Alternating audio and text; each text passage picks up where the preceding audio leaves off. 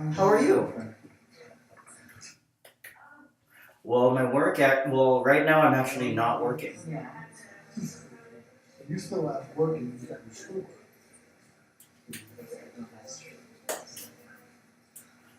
That's very true.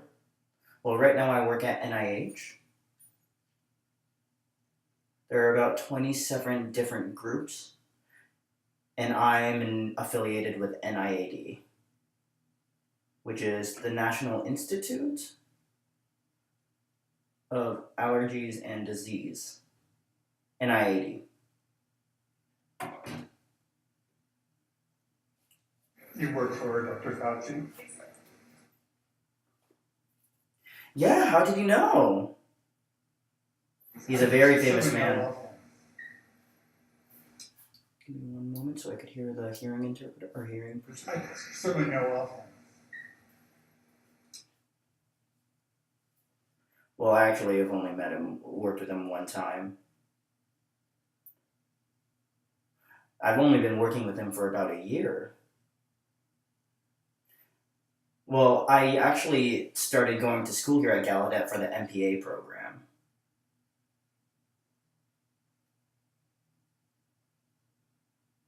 And you're working with that one specific department? I'm the Section 508 coordinator for the Department of Defense. And in that job, 1 moment.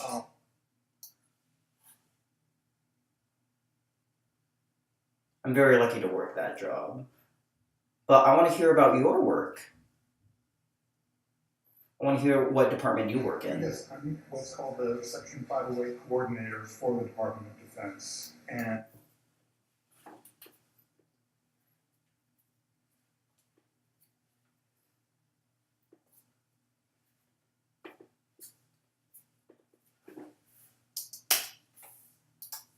in that job, our office works to ensure that any information technology that we buy is accessible to persons with disabilities. And there are a number of ways to go about doing that. But a lot of our job is an education role in terms of making both the IT and the acquisition people aware of the requirement that they can't just buy anything.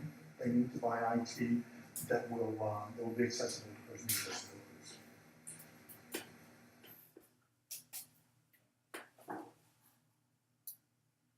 They can't just buy anything. They need to buy IT that will be accessible to persons with disabilities.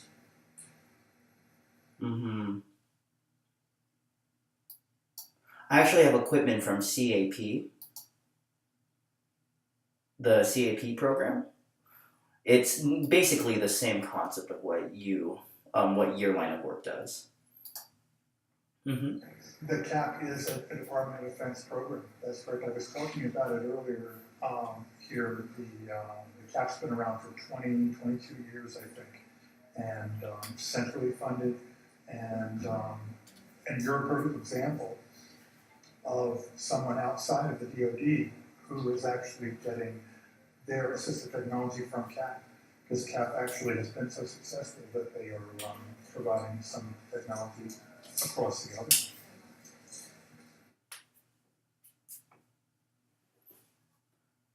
Yeah, well, I want to thank you then, because that assistive technology is something I use every day, on a daily basis, actually.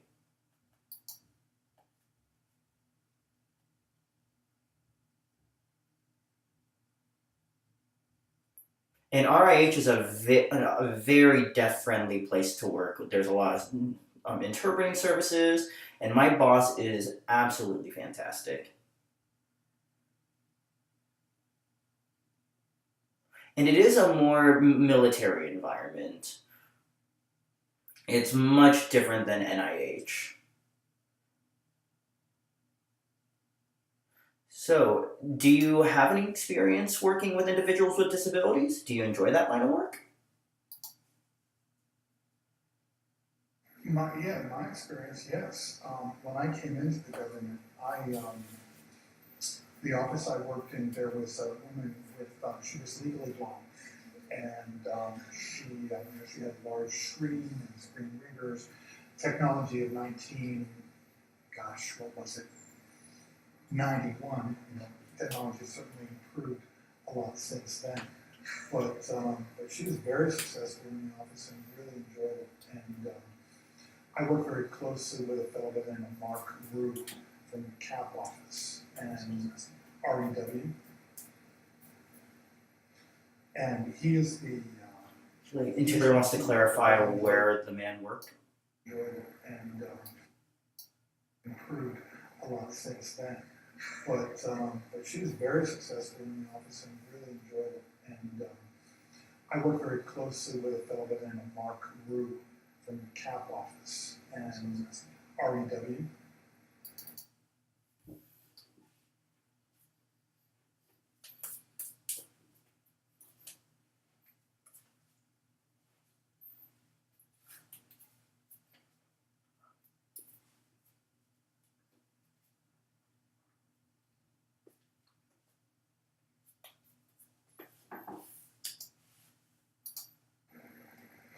And he is the chief of the blind low vision team there, and he's terrific and been such a help to me in my office in terms of helping us, connecting us with people who are having difficulties. A lot of times we've gotten referrals. Let's say a person with disabilities is working on a piece of software that isn't cooperating with the assistive technology. A lot of times they'll go to the CAP office, they'll go to Mark. If they're blind, they will go to Mark because they know he works blind low vision issues. He'll bring them to me so that we can get them addressed.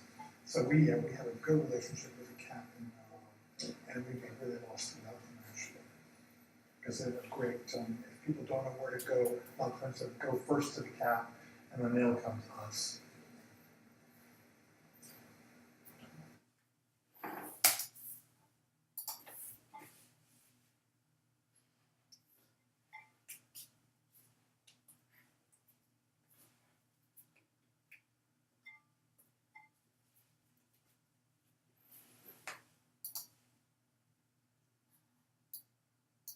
Where to go, a lot of times they'll go first to the CAP and then they'll come to us.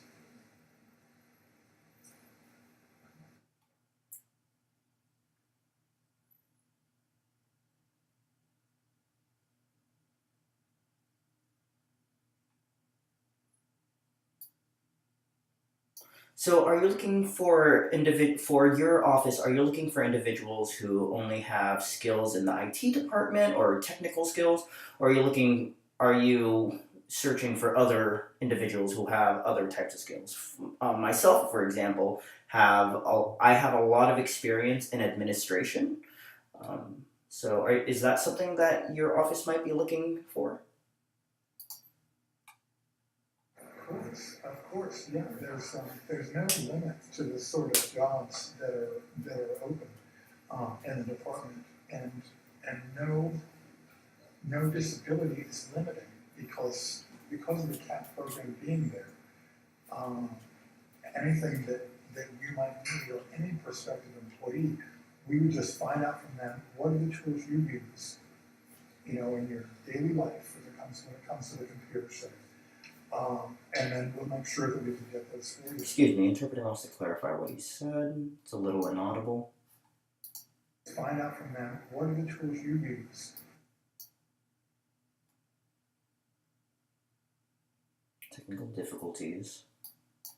Or any prospective employee, we would just find out from them what are the tools you use, in your daily life when it comes to the computer setting.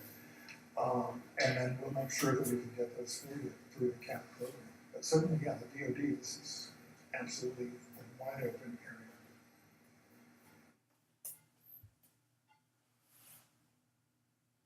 Well, about a month ago, I went to a training which was related to. Excuse me, interpreter wants to clarify what the deaf individual was saying.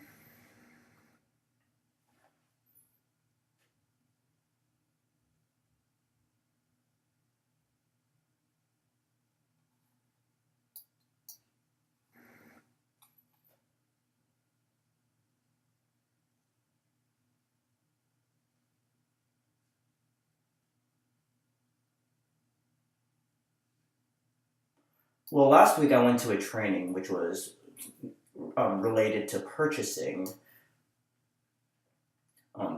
specifically for the government, and this woman was talking about how ethics was talking about the ethics in purchasing.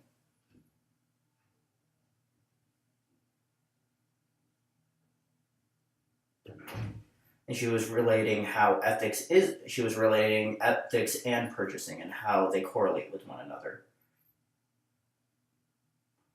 Specifically, the perspective of purchasing in relationship to the government.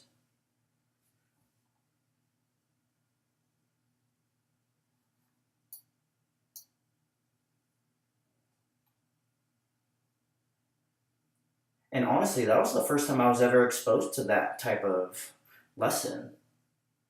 And so hopefully after attending that training, I'll be able to improve my own perspective and how I can apply ethics to not only that type of job, but for various others. And their personal hold, excuse me.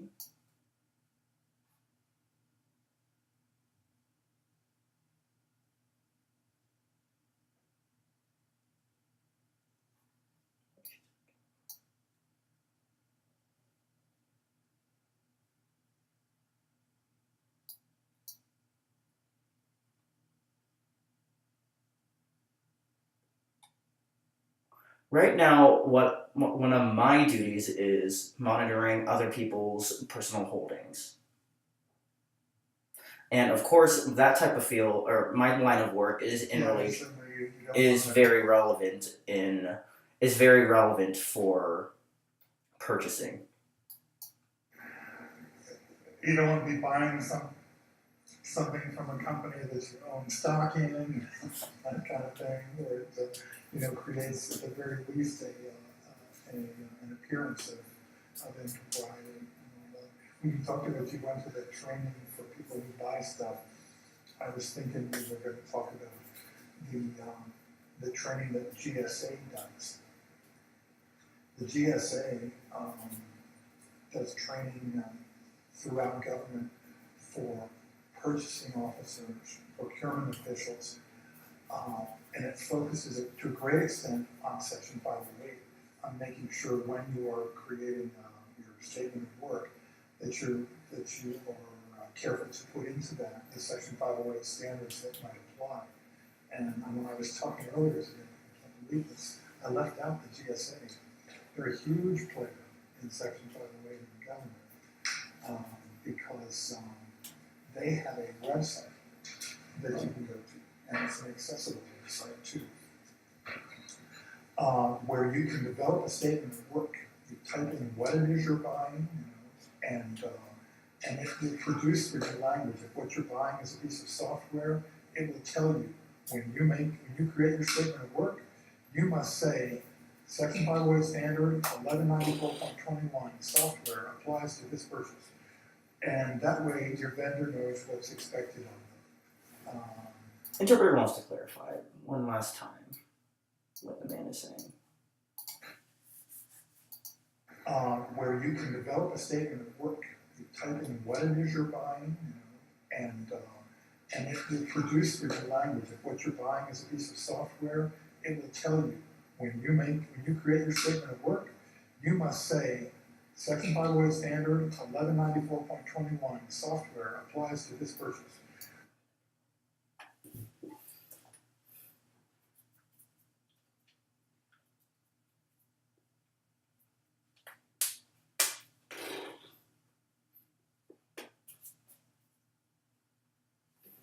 Interpreter wants to clarify the acronym.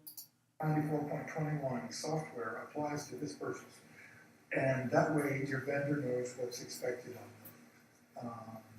So yeah, I'm glad you mentioned that ethics training that you were doing, because it was interesting to hear, and it got me on track to remember something I wanted to mention about GSA earlier.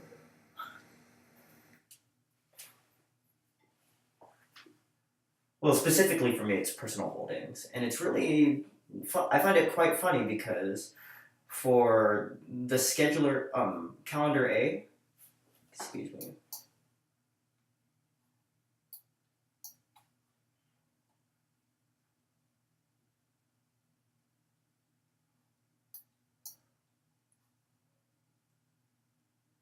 Interpreter wants to clarify it's not a calendar, she's actually referring to a schedule.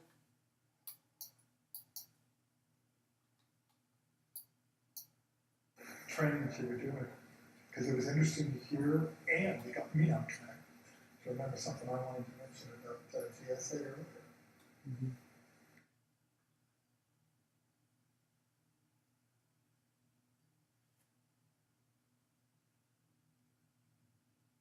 Yeah, I went to Schedule A, which is the hiring, the hiring portion of this.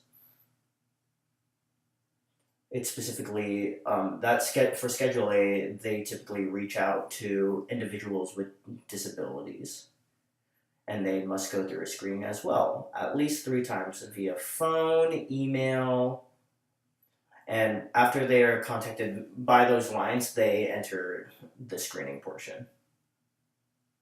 And this occurred in DC.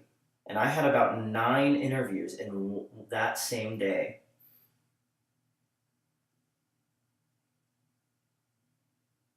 And they didn't specifically tell me what I was interviewing for, they just gave me the time.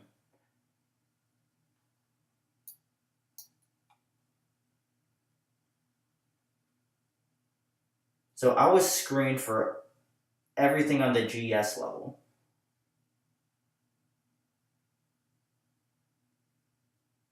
But I wasn't quite sure what I would be interviewing for. So for all 9 interviews that day, I would go in and we would have meetings with a whole host of people discussing about ethics, purchasing, AO, about the AO position. All day, that's all we would be discussing about. And that was actually their screening process, just for Schedule A.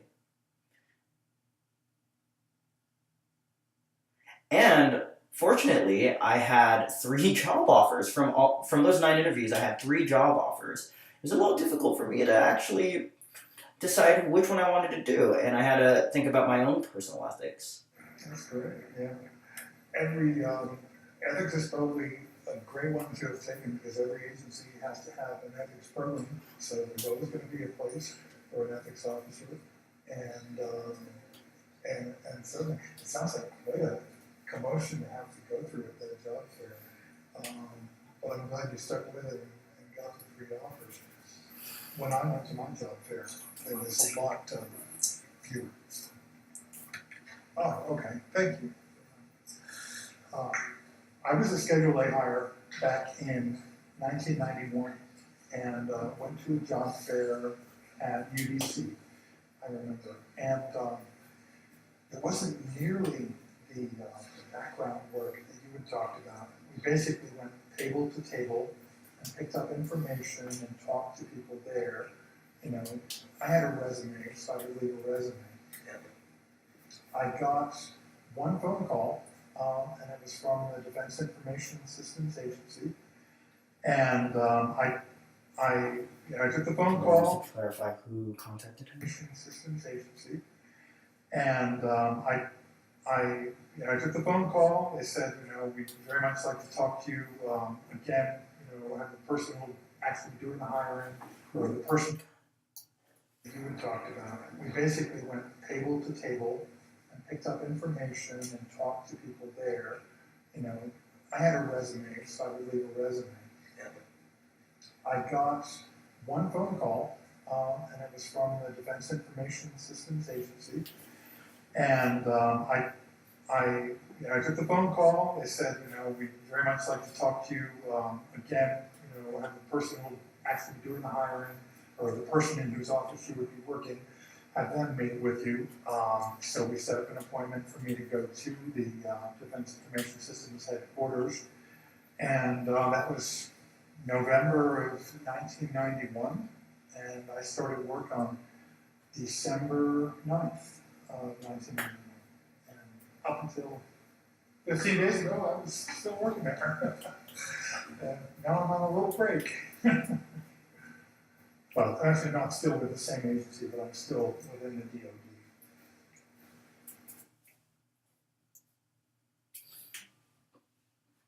I never would have thought that I would be working for NIH, to be completely honest. I never thought I'd be immersed in the nonprofit world. Never thought I'd be a teacher.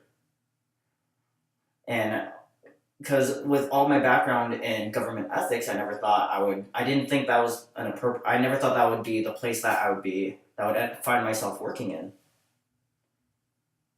But I really just want to improve quality of service for our people. So I'm happy that I am employed there now. It's much different from what I was used to doing before. Before I'd be working with individuals face to face, but now I'm more looking at. It's more desk work. It's a lot more paperwork, and that's basically what I do all day. It's not the best fit for me. It's not the best fit for me. However, it'll do for now. Now, what do you do all You day should mention it at wasn't what work? you would do either. I was a high school English teacher back back in Yeah, but what I want to see what does your typical workday look like? and it wasn't what you thought you would do either. I was a high school English teacher back in the day. And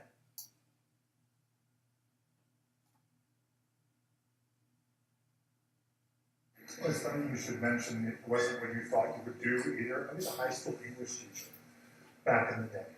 And who would have thought I'd wind up working in IT for the Department of Defense, but these things happen.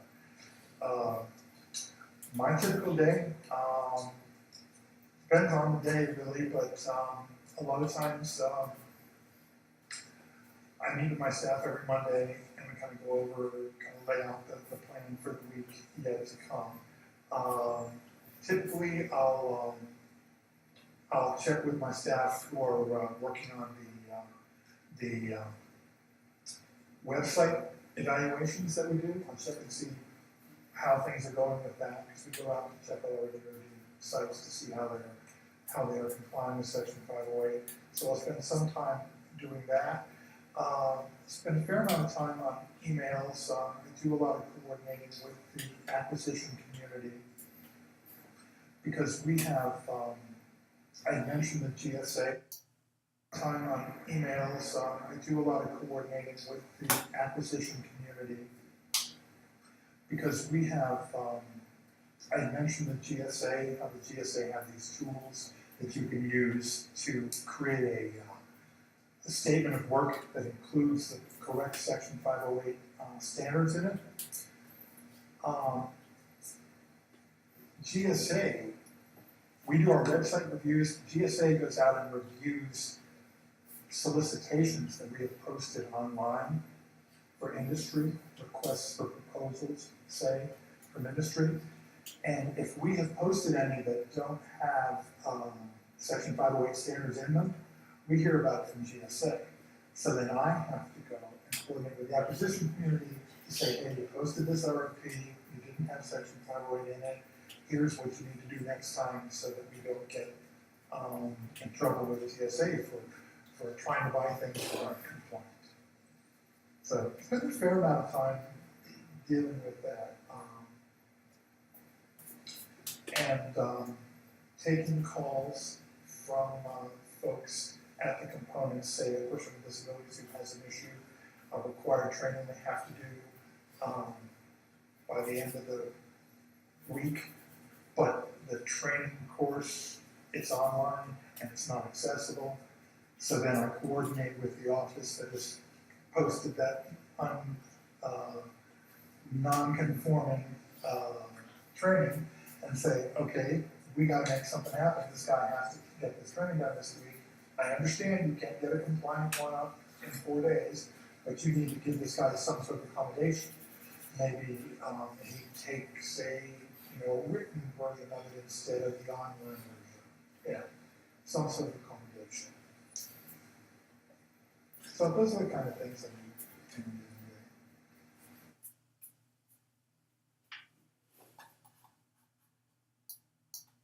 We can't get a compliant one up in in 4 days, but you need to give this guy some sort of accommodation. Maybe he takes a written version of it instead. The kind of things that we can do today. Yeah, there's definitely. It's nice to hear that your day consists of a variety of different activities, and I'm very impressed with the captioning time or the captioning timing for the trainings. It's very immediate. Carlton wants to clarify if she's what the person is talking.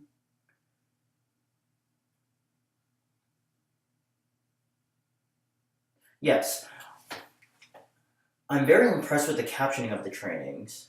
It's very immediate. I'll inform them that I need accommodation in the morning, and by the afternoon they have it all set for me. And the captioning is actually really good quality. And I'm lucky that I'm living in this time right now because accommodations for individuals with disabilities has really improved over the years. Yeah, it's really remarkable. It's I'm trying to think of the CART program. We have that. We have the CART. I don't want to say stenography. That's not the right word. But they work in a machine like like court reporters.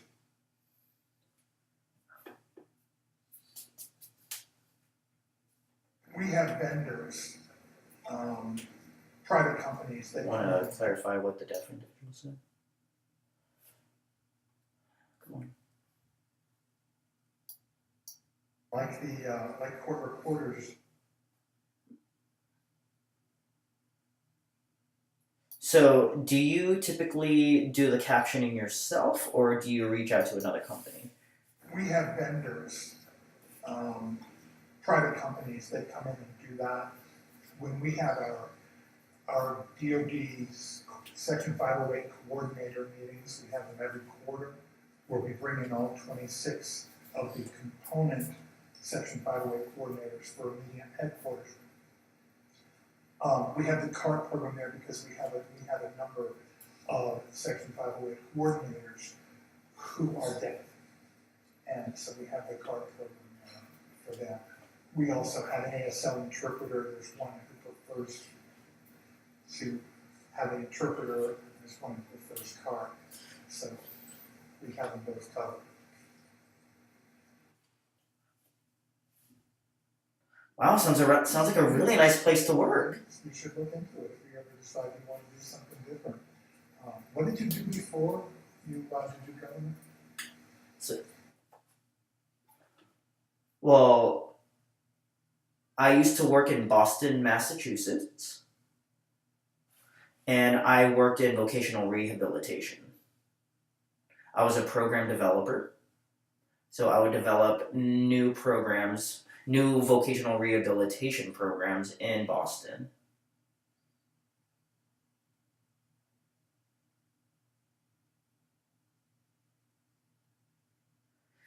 And we would develop these programs for the University of Massachusetts Medical School.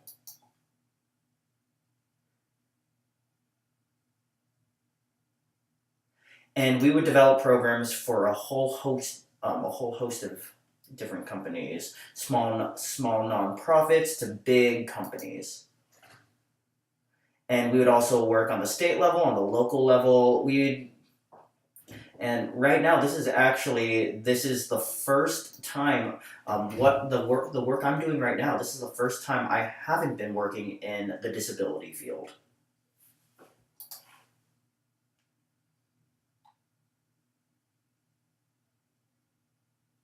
Yeah, well, right now, my goal is to finish the MPA program here at Gallaudet so I can actually work with people instead of at a desk job. I really do like variety in my day. I don't like being stagnant, so I really hope to work with people in the future. talked about the Department of Vocational Rehabilitation. That's not, Okay, I'm just gonna end it there.